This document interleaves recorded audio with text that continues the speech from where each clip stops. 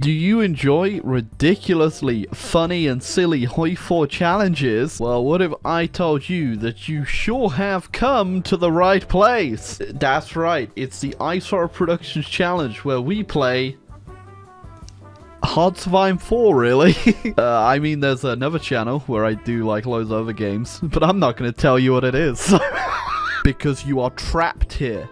Forever. But anyway, my gravy timmies, today we are doing something a little fun, a little bit mischievous, a little bit potentially brain numbing. Remember to hit the subscribe button. 100,000 subscribers. I'm going to be playing Outland in United States America ways. Ooh. So, over the years, Hard to Find 4 metas have been formed for single player, which pretty much negate a lot of the technology used in the game, which means a lot of stuff you don't really get seen being used, which is why today one man will take on the challenge of using technology never used before. So today I was kind of in between choosing the UK and Japan for a multitude of reasons, but I think I'm going to stick with the UK because they probably have the best potential to show off all the stuff no one ever uses, really. Alright, because usually when people play this game, they'll stick to pretty simple builds. You'll have your tanks, not usually anything too obtuse, maybe a heavy or a medium. Occasionally some SPGs if you're feeling fancy, but I'm going to be real with you.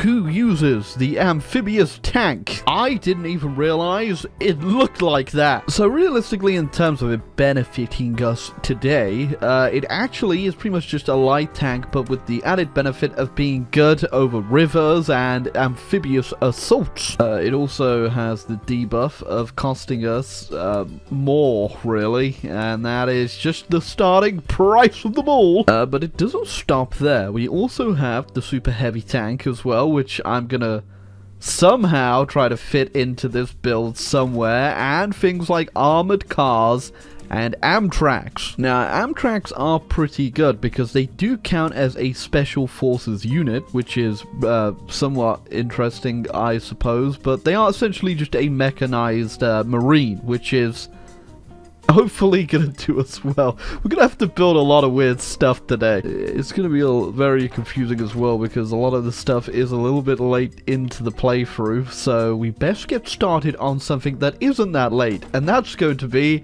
our heavy fighters. That's right, you heard me right. We're going with some heavy fighters. Look at that thing go.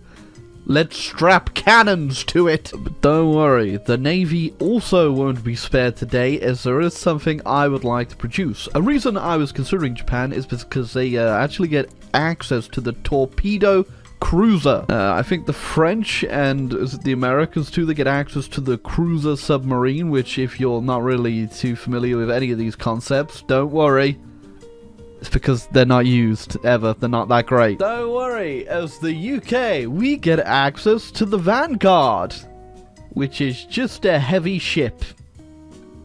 And you have to wait until 1944 to get it, which is why we're gonna do what I never usually ever do. One is a building navy, because you never really need to, and two, make that navy a super heavy battleship. Yep, it's gonna be an interesting one, and already looking at my research queue right here, this is not what I usually have. Did the UK used to start with 1936 heavy ships? I don't remember if they did. I feel like this is new. It's gonna take me ages to be able to build a super heavy battleship anyway because of the cost, and we are unfortunately in a little thing called hell.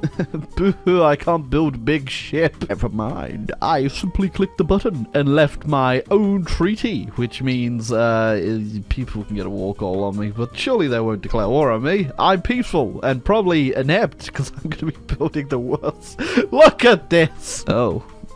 Was it really signed? I mean, I guess delegations from Britain were sent, but they probably went back out the revolving door. Yeah, well, very kindly, Roosevelt, you can suck my nuts. Asked me, how many guns do you want? I simply replied, yes. I'm gonna preemptively build a couple of these bad boys in preparation for the Japanese war that would be coming. Expensive and unnecessary. That's the motto of today's playthrough. Right, so finding the fine balance between a heavy bomber that'll work and one that's not 10 billion production to produce is very fine line. So I'm just gonna go with this for now, and we'll see how it goes. But yeah, this is not filling me with high hopes right now. Oh god, this is not gonna be pretty. It's gonna be a slow slow tank. Now thankfully these amp tanks are probably only gonna be with us for the starters of the war here, and then we'll transfer and convert to the more practical tank, the super heavy one, because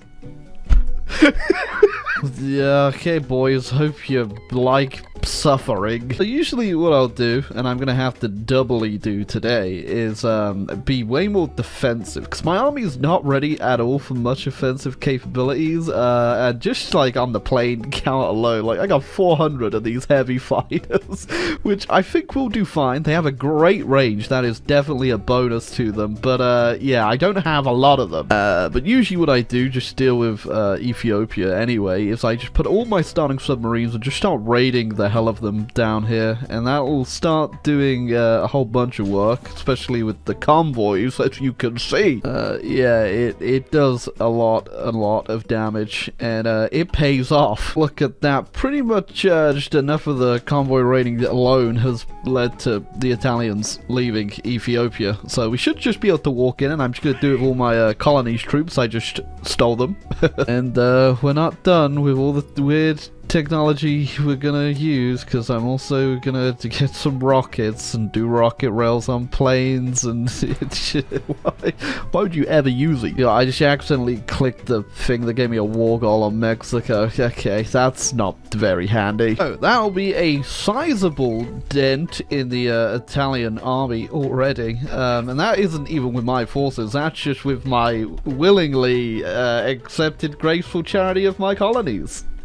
Just that sentence alone, there's just so much wrong with it. Oh, as you can see, production's looking okay. I've got a whole bunch of these terrapins that I really need to get out, and then I'm going to move them in with my amphibious and make a tank division with them together, which is going to be a bit limiting because they, again, do count as special forces. And then hopefully with my brand spanking new amphibious tanks, I'll be able to launch a land offensive in North Africa. Yeah, okay, the more I speak now, the more I'm actually starting to sound probably like the British War Office during World War II. I mean, my heavy fighters are, they are definitely doing the work. I gotta give them that much. Yeah, they're actually doing really well. Maybe I slept on heavy fighters a little too much, actually. Glorious, quote-unquote, super heavy battleships are now ready, and we can't wait to see how well they do, I suppose. Alright, once again, we'll be doing heavy cast too, and I'm gonna be using these rocket rails, so they actually do quite a bit of cast damage, so it's gonna be interesting to say the least. Oh, well, the first fight with the new super heavies, and we got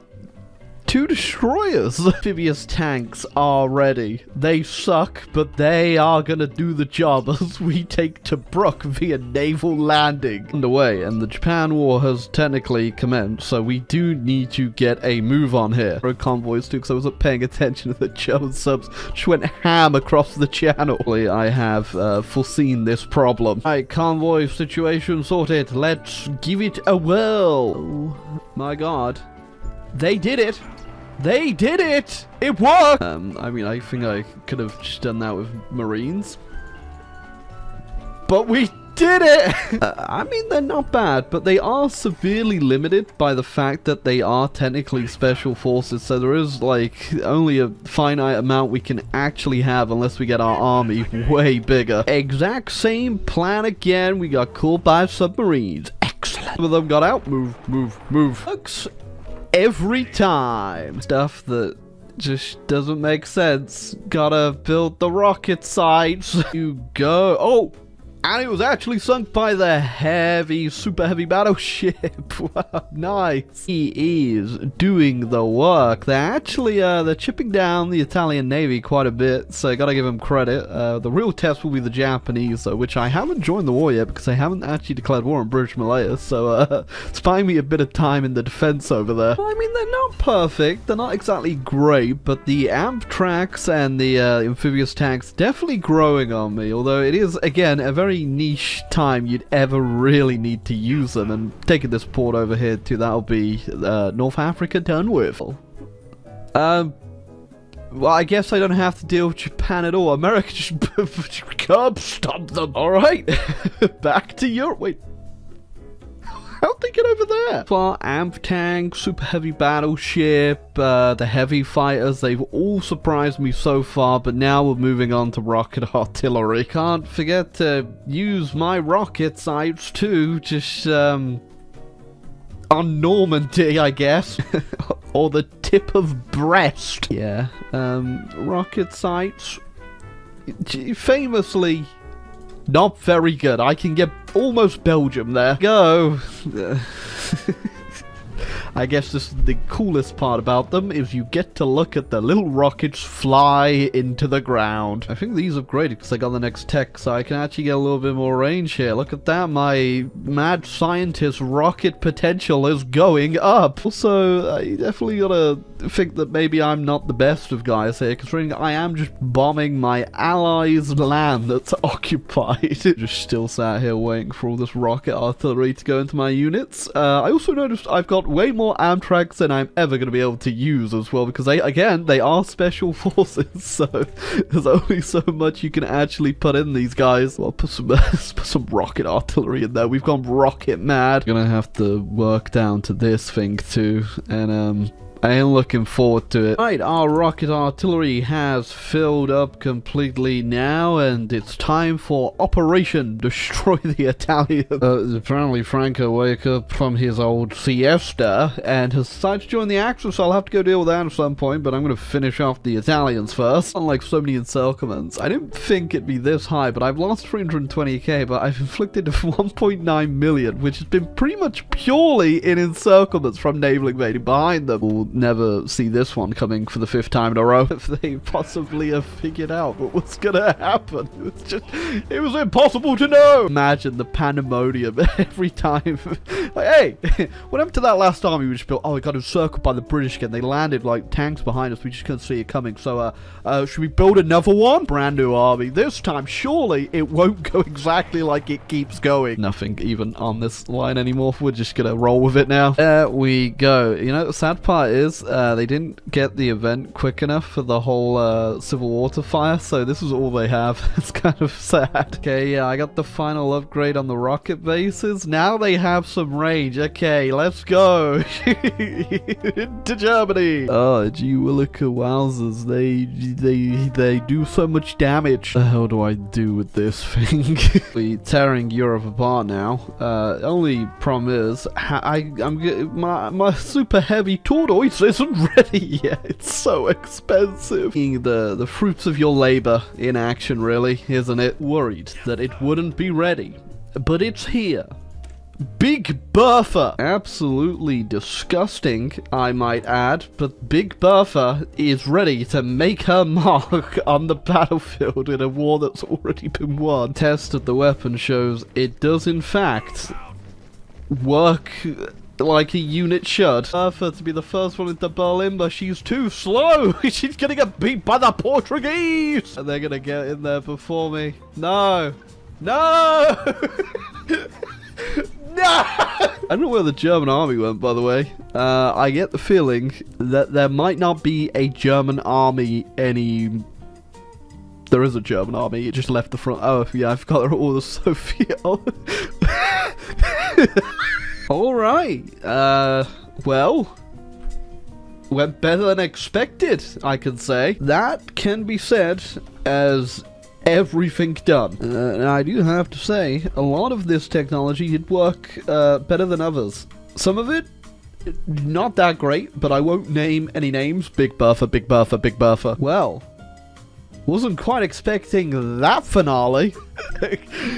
Just when I thought I was out, they called Big Bertha back in. The Vanguard, which just gives you a naval template, really, which is kind of dumb.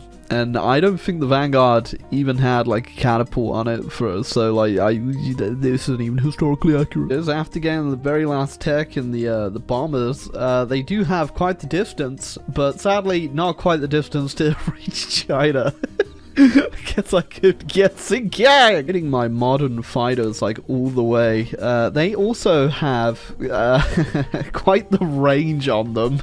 Big Berth ain't doing too well over here in the terrain. Just looking at the range my fighters have. China has unfortunately fell. I thought they might have been able to stop Big Berth, but apparently not. I did form the Commonwealth as well, so they that was a actually really fun challenge. I gotta say, I enjoyed that a lot. Do I think I'm gonna be using AMP tanks and Amtraks and heavy fighters again though? I might try out the heavy fighters one, and I think the Amtraks and light amphibious tanks would actually work well with Japan as well, or even America. So I might give that another go as well at some point too. Would I spend the game rushing these though? No. Never again. If you enjoyed the video, feel free to leave a like and subscribe button down below, and make sure that you do hit that sub button, because Alf Landon is waiting, ready, hoping that the Americans are planning to kill the what?